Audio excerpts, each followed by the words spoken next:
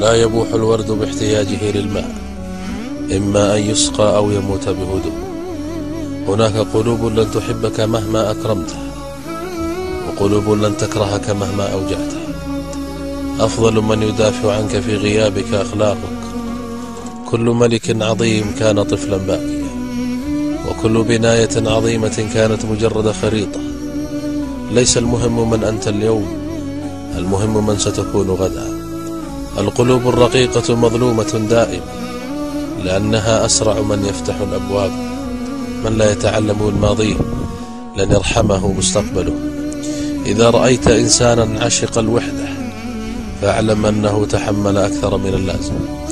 حكمتين احفظهما في هذه الحياة: وأنت في قمة الغضب لا تتخذ قرارا، وأنت في قمة السعادة لا تعطي وعدا. إذا نصحتني على انفراد فقد نصحتني، وإن نصحتني أمام الناس فقد فضحتني. لا تبكي على وسادتك فلن تغير من الأمر شيئا. قم وابكي على سجادتك وسيرزقك الله، وبعد العسر يسرا.